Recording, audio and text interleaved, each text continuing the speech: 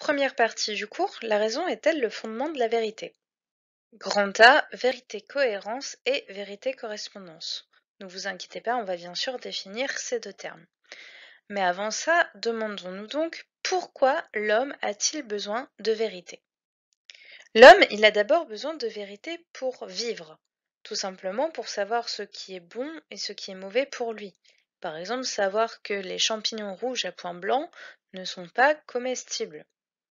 Ensuite, il a besoin de vérité pour agir, pour savoir que pour avoir une bonne note au baccalauréat, il doit bien travailler toute l'année dans toutes les matières, par exemple.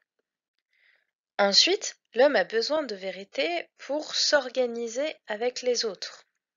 Par exemple, si on dit on se donne rendez-vous ce soir à 8 heures, il faut que chacun connaisse avec vérité ce qu'est 8 heures. Ensuite, l'homme a besoin de vérité pour faire ce qui est bien. Là, c'est plutôt une vérité au sens moral. C'est savoir, par exemple, que voler, c'est quelque chose de mal. Et enfin, l'homme a besoin de vérité pour progresser techniquement. Par exemple, c'est en connaissant les lois de la pesanteur que l'homme est capable de voyager dans l'espace. Maintenant qu'on sait pourquoi l'homme a besoin de vérité, on peut faire la distinction entre vérité cohérence et vérité correspondance. Vous allez voir, ce sont des termes techniques, mais c'est une idée très très simple à comprendre. La vérité cohérence, c'est une vérité théorique, une vérité logique, qui n'a pas besoin qu'on fasse une expérience pour la vérifier. Du coup, c'est une vérité qui est valable tout le temps, toujours. Par exemple, 2 plus 2 égale 4. Autre exemple, si ABC est un triangle, alors la somme de ses angles est égale à 180 degrés. J'ai pas besoin de dessiner le triangle et de prendre mon rapporteur pour mesurer les angles pour affirmer que la somme des angles d'un triangle est égale à 180 degrés. C'est logique, ça sera tout le temps valide. Donc la vérité cohérence, elle est entièrement fondée sur un raisonnement. C'est l'inverse pour la vérité correspondance. Dans correspondance, il y a l'idée que la phrase que je dis correspond à ce que je perçois dans le réel. C'est pour ça que j'ai noté comme définition, c'est une vérité qui tire sa véracité de son adéquation au réel. Par exemple, le ciel est bleu. Pour que cette phrase soit une vérité, il faut que je lève la tête, que je regarde le ciel et que je constate qu'en effet, il est bleu. Deuxième exemple, la Deuxième Guerre mondiale a commencé en 1939.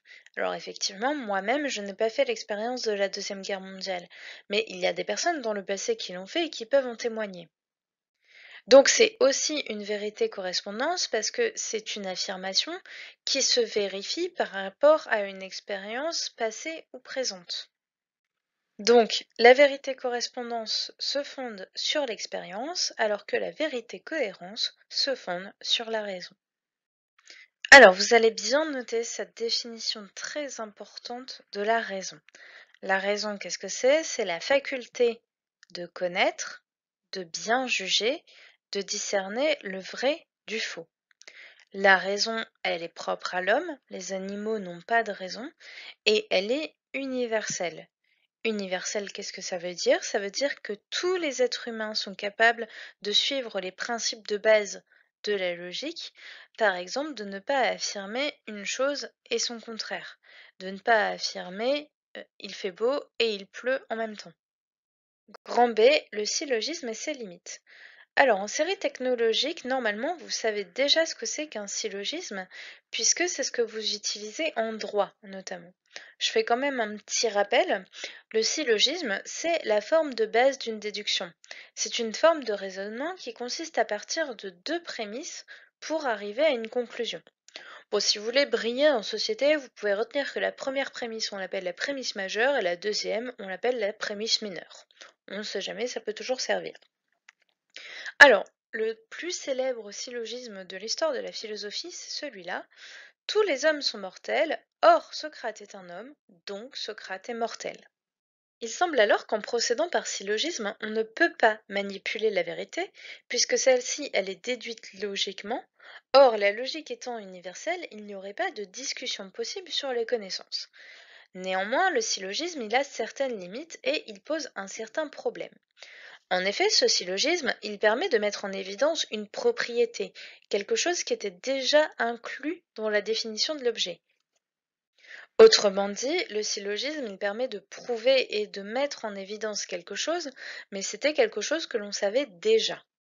Par exemple, vous saviez déjà que Socrate était mort. Je ne vous l'ai pas appris à travers ce syllogisme. Simplement, ce syllogisme justifie logiquement le fait que Socrate soit mort. Le problème, c'est que le syllogisme, du coup, il ne permet pas de découvrir des vérités complètement nouvelles. On ne peut rien apprendre par syllogisme de nouveau sur Socrate. Si on veut apprendre quelque chose de nouveau sur Socrate, eh bien, il faut avoir recours à la vérité correspondance, c'est-à-dire la vérité qui se base sur l'expérience passée et présente. Donc, si les vérités cohérentes sont bien construites, elles sont infaillibles et elles nous donnent le plus haut degré de certitude. Le problème, c'est qu'elles ne peuvent concerner qu'un tout petit domaine de connaissance et ça va être principalement le domaine de la logique, des mathématiques et on pourrait rajouter du droit. Mais ça ne pourra pas concerner les sciences comme la science physique ou la SVT par exemple.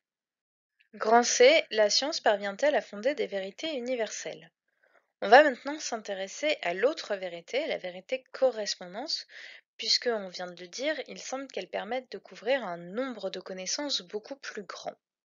Plus particulièrement, on va s'intéresser à ce que dit Karl Popper, qui est un philosophe autrichien du XXe siècle.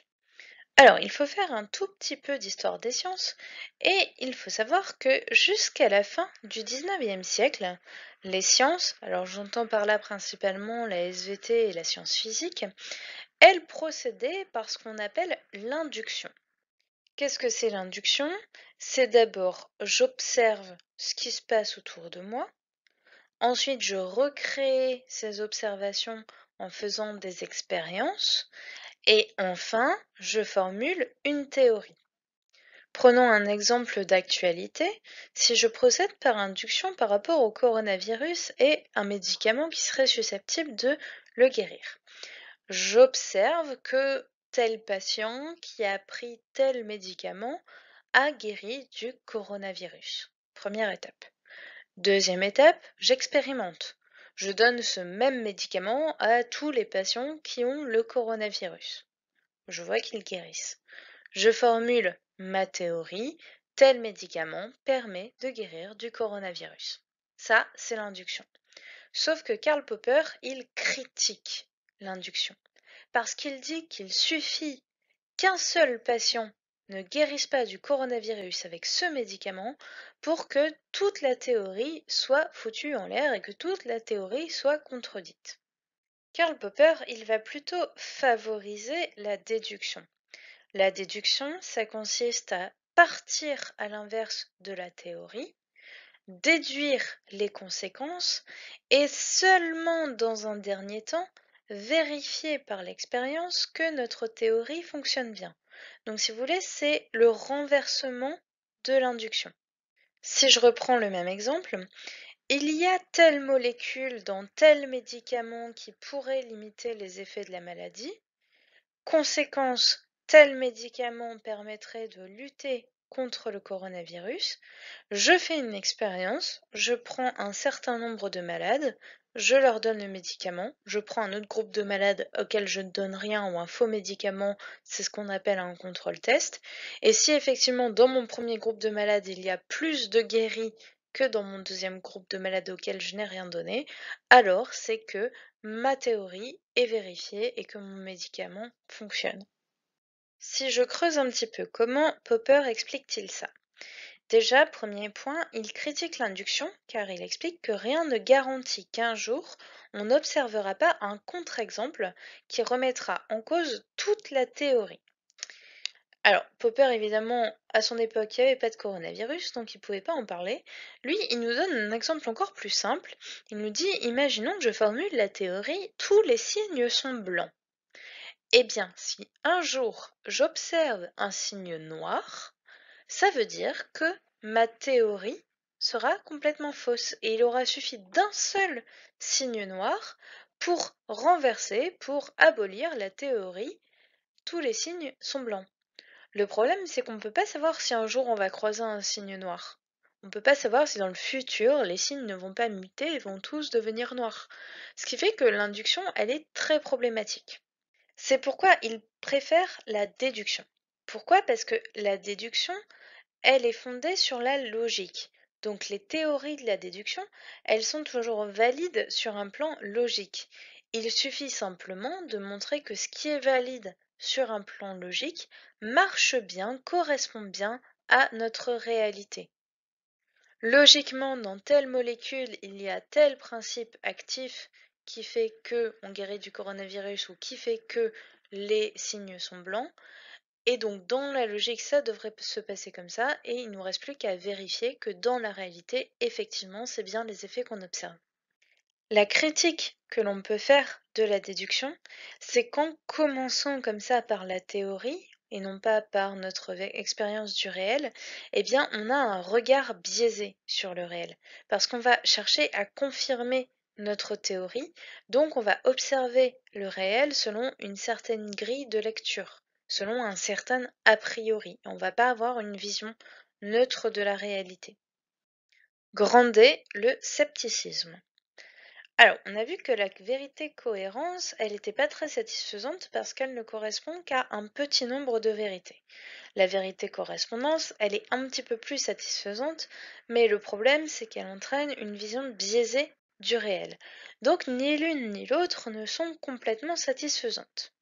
C'est pour ça que dès l'Antiquité est apparu un courant de philosophie qui s'appelle le scepticisme.